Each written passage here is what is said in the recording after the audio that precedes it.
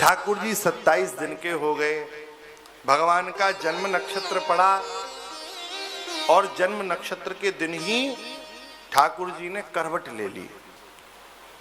भगवती यशोदा ने वह दिव्य झांकी का दर्शन किया तो भगवती यशोदा तो प्रेम में विभोर हो गई।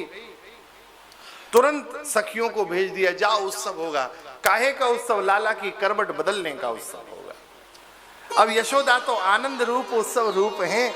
सब सखी हिलमिल जुड़ गई और फिर ढोलक बजने लगी महाराज। अब ठाकुर जी को तो पयोधरों का रक्त दुग्ध पान करा के और बढ़िया खिला पिला के और भगवती यशोदा ने एक सकट के नीचे पलने को रख दिया और वहां आराम से ठाकुर जी शयन कर रहे थे। जब बहुत दिनों तक पूतना लौटी नहीं, कंस की चिंता बढ़ती गई तो मामा जी ने एक और दैत्य भेज दिया। इसका नाम था उत्कच। गर्ग संहिता में इसके विषय में वर्णन है। लोमस ऋषि का श्राप था, हिरण्याक्ष दैत्य का पुत्र था। श्राप दिया, देहाभिमानी है, जा देह से भंग हो जा। महाराज ये वायु रूप हो गया। बाद में चरणों में पड़ा तो बोले ठीक है, जिस वस्तु में बैठेगा वही वस्तु तेरी देह हो जाएगी। तो उत्कच आके सकट में बैठा तो भागवत में इसे शकटासुर माना गया।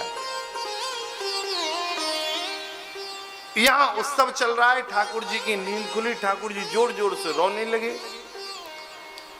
ठाकुर जी को लगा कि देखो तो ढोलक की थाप और गोपियों के पद चाप में मेरे रोने की आवाज लुप्त हो गई। मैं रो रहा हूं चिल्ला चिल्ला के, कोई सुन ही नहीं रहा है। जिसके लिए उत्सव हो रहा है वो रो रहा है। बताओ, सारे उत्सव की उत्सव मूर्ति हम रो रहे हैं और उत्सव बराबर चल रहा है। तो श्री ठाकुर जी भगवान को लगा कि अब कुछ जोरदार धमाका करना पड़ेगा। हम लोग नहीं घर में पहले थोड़ा थोड़ा दरवाजा खटखटाते हैं, जब कोई नहीं सुनता है तो फिर तेज तेज खटखट करते हैं। फिर लगता है अब कुछ ज्यादा आवाज करनी पड़ेगी, फिर तेज चिल्लाते हैं, तब लोग सुनते हैं, फिर एकदम जागते हैं। तो ठाकुर जी को लगा ये सब लोग ऐसे नहीं सुनेंगे, कुछ धमाका कर दिया जाए। और शकट में जो उत्कच था वो तो चित्त पे मनी बना के बैठा था कि मैं यहीं इनको दबा दूं।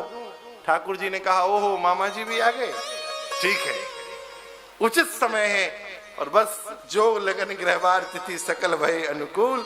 जैसे ही समय देखा कि हाँ अब मामा जी के उद्धार का काल उपस्थित है, मेरे प्रभु ने रोते रोते अपने दाएं पैर के अंगूठे का एक स्पर्श कराया और महाराज सकट भंग हो गया।